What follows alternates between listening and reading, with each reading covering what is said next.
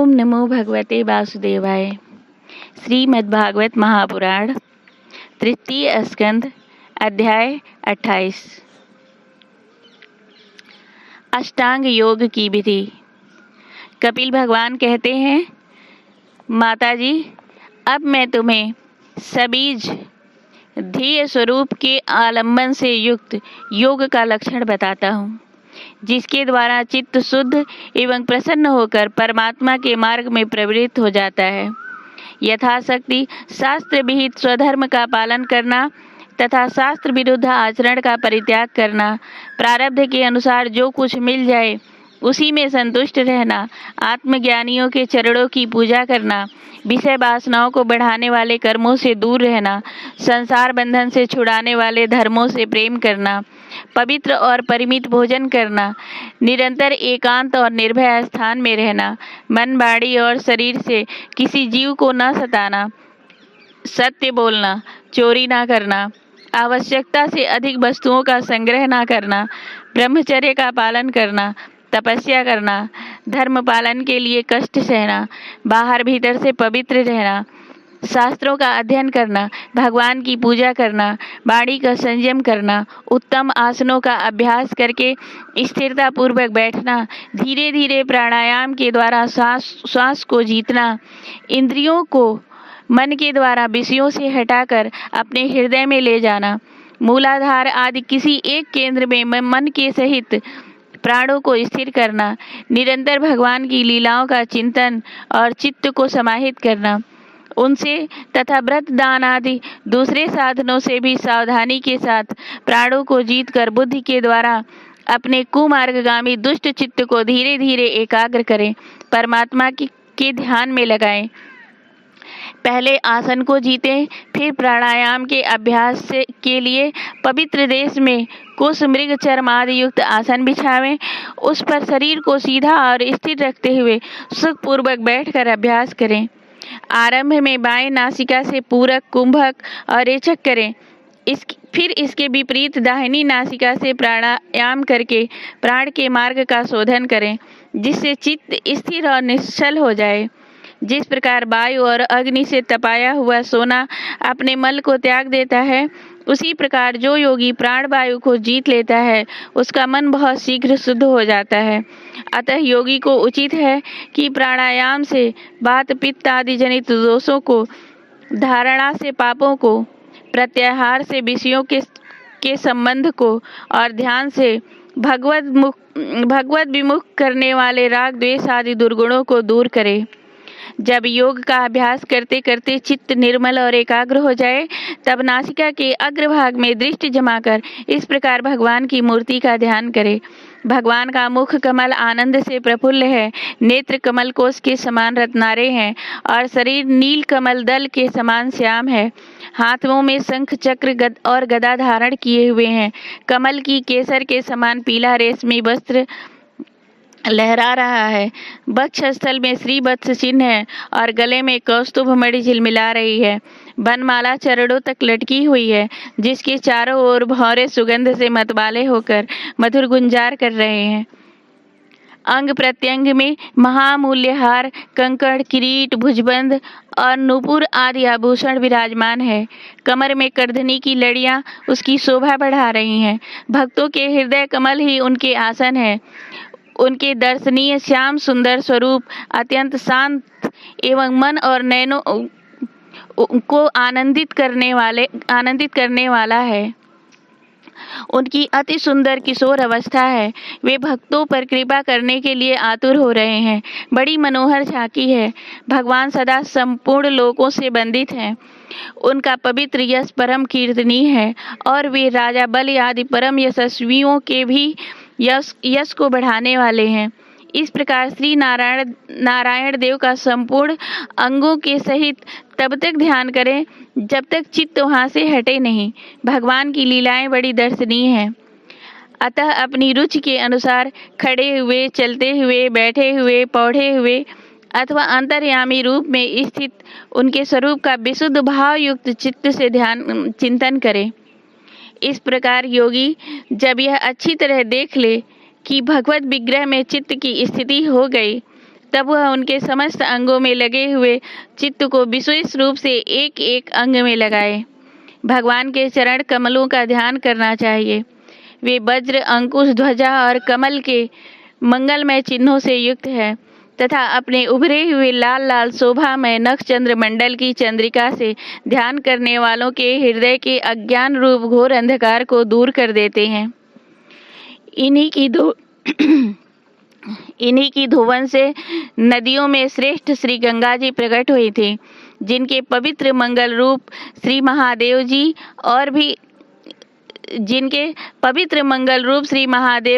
और भी अधिक मंगलमय हो गए। ये अपना ध्यान करने वालों के पाप रूप पर्वतों पर छोड़े हुए इंद्र के वज्र के समान हैं। भगवान के इन चरण कमलों का चिरकाल तक चिंतन करें। भवभयहारी अजन्मा श्री हरि की दोनों पिंडलियों एवं घुटनों का ध्यान करें, जिनको विश्व विधाता ब्रह्मा जी की माता सुरबंदिता कमल लोचना लक्ष्मी जी अपनी जांघों पर रखकर अपने कांतिमान कर किसलियों की कांति से लाड लडाती रहती हैं। भगवान की जांघों का ध्यान करें, जो अलसी के फूल के समान नील वर्ण और बल की निधि हैं तथा गरुड़ जी की पीठ पर शोभायमान है। भगवान के नितंब बिंब का ध्यान करें, जो एड़ी तक लटके हुए पीतांबर से ढका हुआ है और उस पीतांबर के ऊपर पहली हुई सुवर्णमयी करधनी की लड़ियों को आलिंगन कर रहा है। संपूर्ण लोकों के आश्रय स्थान भगवान के उदर देश में स्थित नाभि सरोवर का ध्यान करें। इसी में से ब्रह्मा जी का आधारभूत सर्वलोक में कमल प्रकट हुआ है। फिर प्रभु के श्रेष्ठ मरकत मणि सदृश दोनों स्तनों का चिंतन करें, जो वक्ष स्थल पर पड़े हुए शुभ्र हारों की किरणों से गौरवर्ण से जान पड़ते हैं। इसके पश्चात पुरुषोत्तम भगवान के वक्ष स्थल का ध्यान करें, जो महालक्ष्मी का निवास स्थान और लोगों के मन एवं नेत्रों को आनंद देने वाला है। फिर संपूर्ण लोकों के वंदनीय भगवान के गले का चिंतन करें, जो मानो कौस्तुभ मणि को भी सुशोभित करने के लिए ही उसे धारण करता है।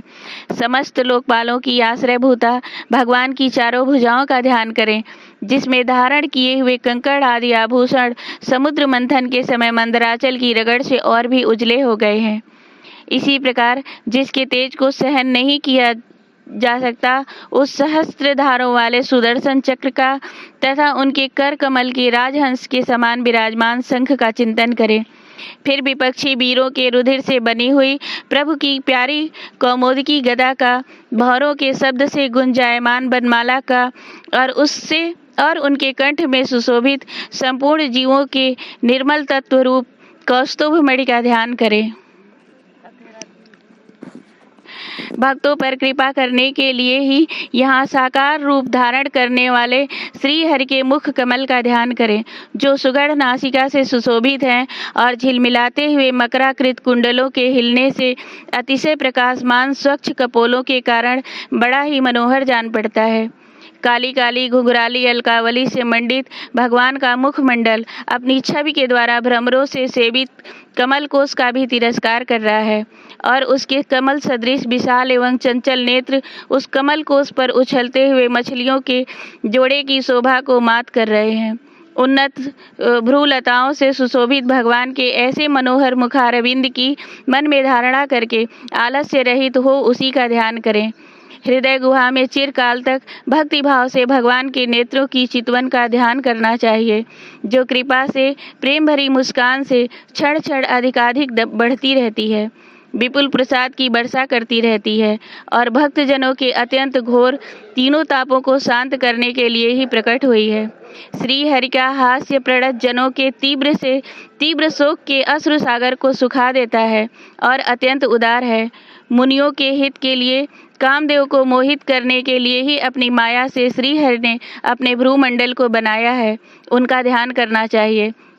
अत्यंत प्रेमार्द्र भाव से अपने हृदय में विराजमान श्री हरि के खिलखिलाकर हंसने का ध्यान करें, जो वस्तुतः ध्यान के ही योग हैं तथा जिनमें ऊपर से नीचे के होठों की अत्यधिक अरुण कांति के कारण उनके कुंदकली के समान शुभ्र छोटे छोटे दांतों पर लालिमा सी प्रतीत होने लगी है।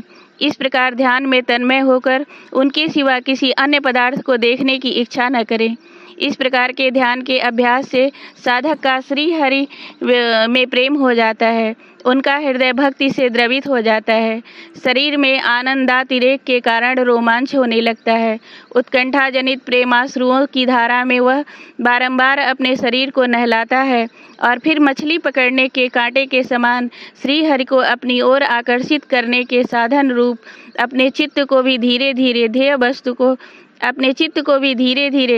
वस्तु को हटा लेता है। जैसे तेज आदि के चूक जाने पर दीप शिखा अपने कारण रूप तेजस तत्व में लीन हो जाती है, वैसे ही आश्रय विषय और राग से रहित होकर मन शांत ब्रह्माकार हो जाता है। इस अवस्था के प्राप्त होने पर जीव गुण प्रवाह रूप देह आदि उपाधि के निवृत्त हो जाने के कारण ध्याता ध्येय आदि विभाग से रहित एक अखंड परमात्मा को ही सर्वत्र अनुगत देखता है। योगाभ्यास से प्राप्त हुई चित्त की इस अविद्या रहित लय रूप निवृत्त से अपनी सुख दुख रहित ब्रह्म रूप महिमा में स्थित होकर परमात्म तत्व का साक्षात्कार कर लेने पर वह योगी जिस सुख दुख के भोग कृत्य को पहले अज्ञान बस अपने स्वरूप में देखता था, उसे अब अविद्याकृत अहंकार में ही देखता है। जिस प्रकार मदिरा के मद से मतवाले पुरुष को अपनी कमर पर लपेटे हुए वस्त्र के रहने या गिरने की कुछ भी सुधि नहीं रहती, उसी प्रकार चरमावस्था को प्राप्त हुए सिद्ध पुरुष को भी अपनी देह के बैठने उठने अथवा दैवश कहीं जाने या लौट आने के विषय में कुछ भी ज्ञान नहीं रहता, क्योंकि वह अपने परमानंदमय स्वरूप में स्थित है। उसका शरीर तो पूर्व जन्म के संस्कारों के अधीन है, अतः जब तक उसका आरंभक प्रारब्ध शेष है तब तक वह इंद्रियों के सहित जीवित रहता है। किंतु जिसे समाधि पर्यंत योग की स्थिति प्राप्त हो गई है और जिसने परमात्म तत्व को भी भली भांति जान लिया है, वह सिद्ध पुरुष पुत्र कलत्र आदि के सहित इस शरीर को स्वप्न में प्रतीत होने वाले शरीरों के समान फिर स्वीकार नहीं करता, फिर उसमें अहंता ममता नहीं करता। जिस प्रकार अत्यंत स्नेह के कारण पुत्र और धन आदि में भी साधारण जीवों की आत्मबुद्धि रहती है, किंतु थोड़ा सा विचार करने से ही वे उनसे स्पष्टतया अलग दिखाई देती है, उसी प्रकार जिन्हें यह अपना आत्मा मान बैठा है, उन देह आदि से भी उनका साक्षी पुरुष पृथक ही है। जिस प्रकार जलती हुई लकड़ी से, चिंगारी से, स्वयं अग्नि से ही प्रकट हुए धुएं से तथा अग्नि रूप माने जाने वाली उस जलती हुई लकड़ी से ही अग्नि वास्तव में पृथक ही है, उसी प्रकार भूत इंद्रिय और अंतःकरण से उसका साक्षी आत्मा अलग है तथा जीव कहलाने वाले उस आत्मा से भी ब्रह्म भिन्न है और प्रकृति से उसके संचालक पुरुषोत्तम भिन्न है। जिस प्रकार देह दृष्टि से जरायुज, अंडज, स्वदेज और उद्भिज चारों प्रकार के प्राणी पंचभूत मात्र हैं, उसी प्रकार संपूर्ण जीवों में आत्मा को और आत्मा में संपूर्ण जीवों को अनन्य भाव से अनुगत देखें।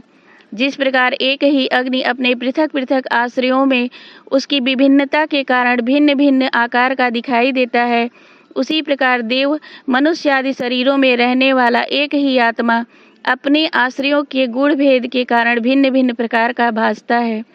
अतः भगवान का भक्त जीव के स्वरूप को छिपा देने वाली कार्य कारण रूप से परिणाम को प्राप्त हुई भगवान की इस अचिंत्य शक्तिमयी माया को भगवान की कृपा से ही जीतकर अपने वास्तविक स्वरूप ब्रह्म रूप में स्थित होता है। प्रेम से बोलो श्री भागवत भगवान की जय।